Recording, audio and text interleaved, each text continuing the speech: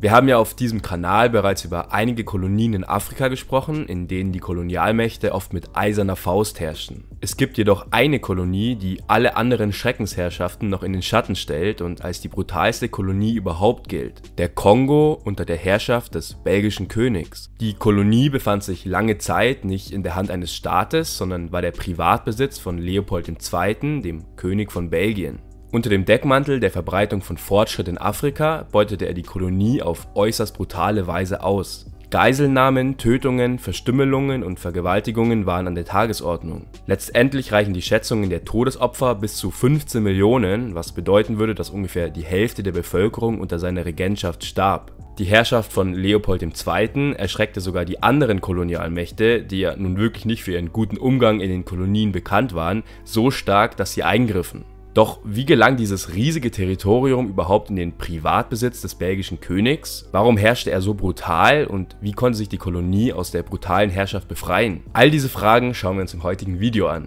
Als in der zweiten Hälfte des 19. Jahrhunderts die Kolonialisierung Afrikas in vollem Gang war, entschied sich der damalige belgische König dazu, dass auch er ein Stück vom Kuchen abhaben will. So entsandte er erstmals im Jahr 1878 eine Mission nach Afrika.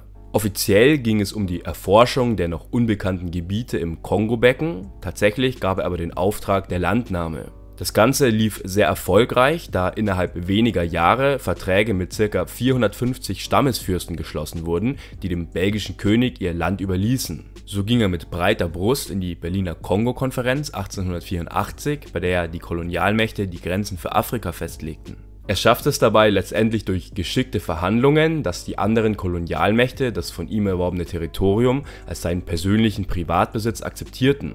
Somit nahm die Kolonie eine einmalige Sonderrolle ein, da sie nicht wie alle anderen Kolonien von einem Staat verwaltet wurde, sondern von einer Privatperson regiert wurde. Leopolds Kongo sollte dabei als Pufferstaat zwischen den Kolonien der Großmächte dienen und er sollte als Freihandelszone verwaltet werden. Ihm gehörte nun also offiziell ein Territorium, das ca. 70 Mal so groß war wie Belgien selbst und zudem das rohstoffreichste Gebiet Afrikas war. So verlor er auch keine Zeit und begann umgehend mit der Ausbeutung seiner Kolonie. Besonders auf den Kautschuk hatte er es abgesehen, sodass er umgehend einen Großteil seiner neuen Untertanen zur Zwangsarbeit verpflichtete. Um die Arbeit zu überwachen, gründete er die Force Publique, eine Armee von Söldnern, die für ihre Schreckensherrschaft bekannt wurde. Erfüllte ein Dorf zum Beispiel die Lieferquoten nicht, wurden alle Frauen umgebracht, oft wurde auch direkt das ganze Dorf niedergebrannt. Willkürliche Morde, Verstümmelungen und Vergewaltigungen waren ebenfalls an der Tagesordnung und jegliche Aufstände wurden brutal niedergeschlagen. So entstand ein extrem grausames System der Ausbeutung, das durch seine Brutalität aber extrem profitabel für den belgischen König wurde. Während viele Kolonien nie wirklich Profit für die Kolonialmächte abwarfen, erwirtschaftete Leopolds Kongo jährlich umgerechnet hunderte Millionen Euro. Und diese steckte er besonders in eigene Prachtbauten.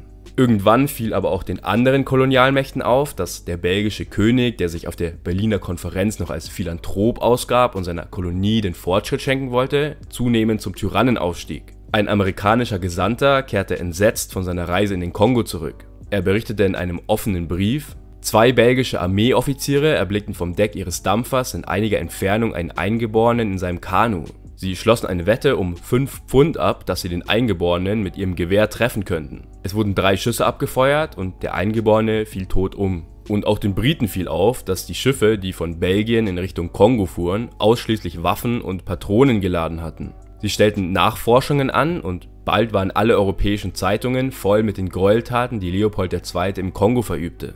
Es entstand die erste internationale Menschenrechtsbewegung mit Demonstrationen in vielen Ländern. Dadurch wuchs der Druck auf den König und er musste letztendlich die Kolonie im Jahr 1908 aus seinem Privatbesitz abtreten und dem belgischen Staat überschreiben. Mit der Verwaltung durch den belgischen Staat verbesserte sich die Lage der Einheimischen zwar allmählich, trotzdem wurde die Zwangsarbeit weiter geduldet und die Ausbeutung der Rohstoffe wurde auch weiter vollzogen. Erst 1960 endete die belgische Kolonialherrschaft und der belgische Kongo wurde unabhängig. Es entstand dabei die Demokratische Republik Kongo. In der Nachbetrachtung fällt aber auf, dass die grausamen Taten von Leopold II. Durch die Wirren des Ersten Weltkriegs ziemlich schnell in Vergessenheit gerieten. Er wurde in Belgien sogar als Nationalheld gefeiert und galt als Modernisierer und Befreier. Auch deshalb zieren bis heute unzählige Statuen und Büsten die belgischen Innenstädte. Und auch in vielen belgischen Schulbüchern wird dieses Kapitel der Geschichte kaum behandelt und selbst das belgische Kolonialmuseum zeigte bis 2005 keine Informationen über die grausamen Verbrechen. Erst in den letzten Jahren gerät das Thema immer mehr in die Öffentlichkeit und es findet eine Vergangenheitsbewältigung in der belgischen Bevölkerung statt. Seit 2018 gibt es auch im belgischen Kolonialmuseum eine eigene Ausstellung über die Verbrechen. Also erst nach genau 100 Jahren nach dem Ende der Schreckensherrschaft. Schreibt gerne mal in die Kommentare, ob ihr davor schon mal von der grausamen Kolonie im Kongo gehört habt. Wenn ihr euch weiter für Kolonialgeschichte interessiert, kann ich euch sehr dieses Video empfehlen über die deutsche Kolonie in Kamerun. Ich verlinke euch das Video direkt hier, viel Spaß beim Anschauen und ich sag ciao.